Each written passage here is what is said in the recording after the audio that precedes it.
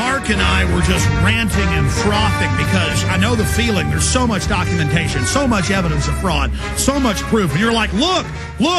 And then now we have their own emails where the top scientists for the UN are talking to the top scientists in the U.S. and Europe about how to lie and how to persecute scientists and how to fix the data. And in these documents that were released are the computer code of the weather models with the computer programmers explaining to people that may be working on it later, look, this whole thing's a fraud. You got to run all sorts of scams to flip the data. We have videos of the code where it's all described by computer programmers online with the emails, with the code. I mean, this whole thing is red-handed. It's like catching a killer. It's like a murderer shooting somebody at a sports stadium in front of 100,000 people. I mean, they have been caught. It'd be like if a husband choked his wife to death on national television. There's no doubt he did it. There's no doubt they're caught. And Tim Ball, who, by the way, is in my film Fall the Republican, did an incredible job. Was a top climatologist early on, didn't have a political axe, got persecuted. And they talk about how to persecute people. They talk about him bad in the emails. I forgot to tell you, they talk about Mark, who we had on last hour, with his FOIA request, trying to get the documents, how to block those documents. I mean, this is incredible.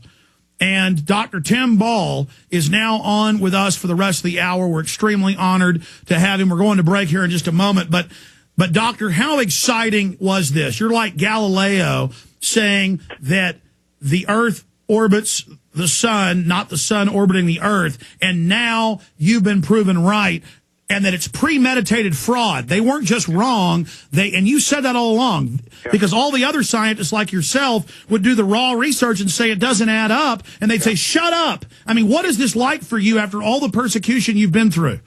It's a very sad day, Alex, because it's a sad day for science. It's a sad day for the environment, which we need to care about. People will start to say, now, we don't believe anything you tell us. And they have destroyed climate science virtually. And as I've said elsewhere, there is no pleasure in I told you so. But what we've got to do now is hold people responsible and to backtrack on all of the incredibly damaging legislation that's been brought in or proposed on a global scale, both in energy and economies, based upon this false data.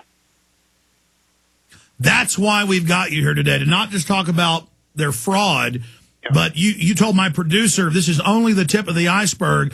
I want to go over that, but also talk about what do we do now? We have to bring these criminals to justice. They're openly setting up a tyrannical world government to micromanage every facet of our lives.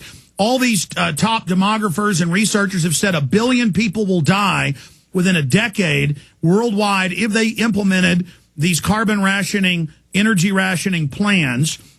It will destroy our economy. Shouldn't they be held criminally responsible, as Lord Monckton is saying? Well, absolutely. The only difficulty will be, of course, that if it's in a UK court, it depends on how the information was obtained. If it was a whistleblower, that is eligible in a British court. But if it was hacked, that would be deemed inadmissible. So all of this evidence would not be entertained. And of course, we would then be in the same position as I've been in all these years, that I could see what was going on. I knew what was going on, but I didn't have that smoking gun. And well, stay there. We've not only got a smoking gun, but we got an atomic bomb here. I agree. That's how I likened it to, as an ICBM of truth yesterday. Yeah. But the issue is, they screwed up and admitted it was their emails to the Associated Press. They said, yeah, those are our emails. Yeah. And they said, oh, but they're taken out of context, so they should still be admissible. The police need to raid those facilities and get the actual hard drives. We know that'll be admissible, but you know they're in there erasing it all right. I'm going to try to contain myself because there's so many facets of this fraud. And then how the establishment is calling themselves victims.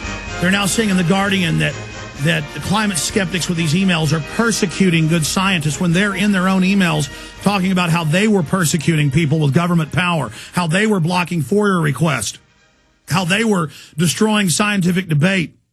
in blockading people publishing their science. I mean, this is a rigged club of crooks, and we're going to talk about bringing them to criminal justice. Also, research by Dr. Tim Ball in these emails. John P. Holdren, the eugenicist, is all over these emails, helping coordinate things. This is huge. Okay, Dr. Tim Ball, well, you've his got involvement, was a few years ago. There were two. In fact, they're both still active. Willie Soon and Sally Baliunas, both at Harvard. And they were doing first-class research. They're both solar physicists, and they were doing first-class research. Now, the key thing was the medieval warm period, and they had to get rid of that because they were saying that the 20th century was warmest ever, when in fact just 1,000 years ago it was even warmer than now. And Soon and Baliunas had extensive research proving it. And so, of course, they had to get rid of the medieval warm period, which they did through the hockey stick and Michael Mann and that scandal, but they had to also denigrate Soon and Baliunas. And there's a series of emails in there which Michael Mann is sending to the group, the CRU gangsters, from John Holdren. And Mann says, John thinks you'll be entertained by this exercise.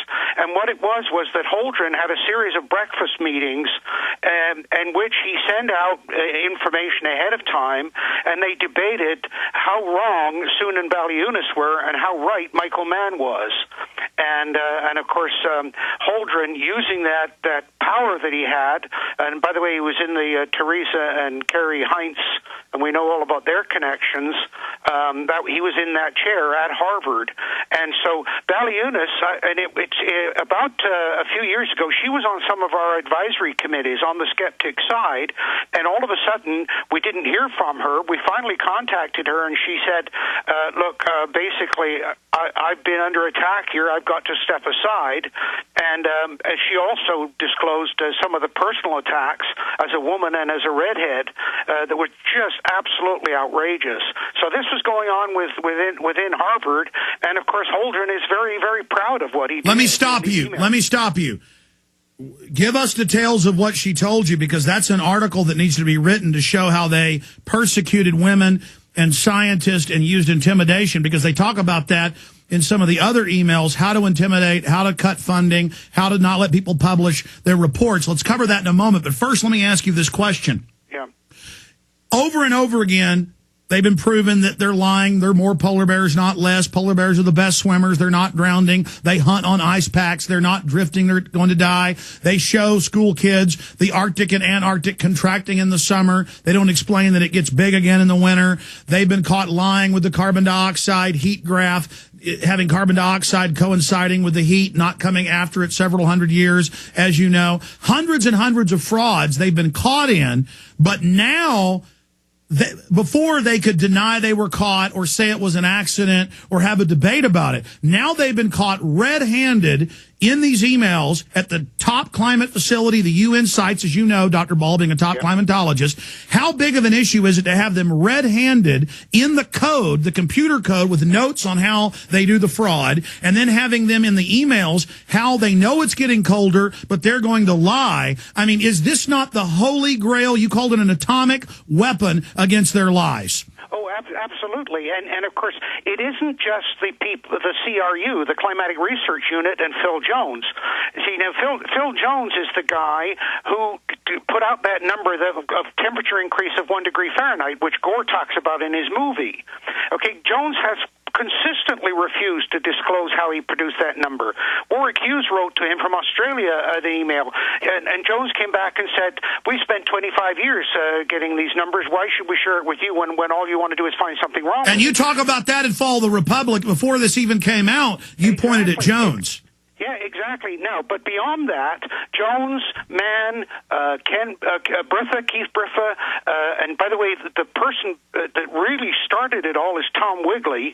He's the eminence grise behind all of this, and I've watched him manipulate and control for 30 years, and he started at the Climatic Research Unit. He's now at NCAR in Boulder, and he's the grandfather. He's the go-to guy when they say, what should we do about this? How should we deal with this? You can see that in the emails. But more important, Alex, is that these people control totally the IPCC. And, of course, the IPCC is the authority that all world governments quote and go to, is the basis of Kyoto. It's the basis of the Copenhagen thing. It's the argument for carbon credits and that whole scam. So it isn't just the scandals within that academic unit. And I've said many times, and I think I said it when I was interviewed by your group, that there's two responsibilities as a scientist. You've got the responsibility in the laboratory. These guys weren't even meeting those responsibilities, as we now know.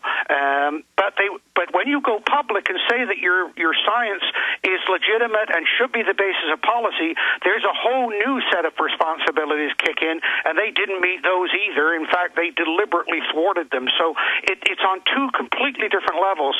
But the first thing that we got to do is we got to shut down the IPCC. It's got to go.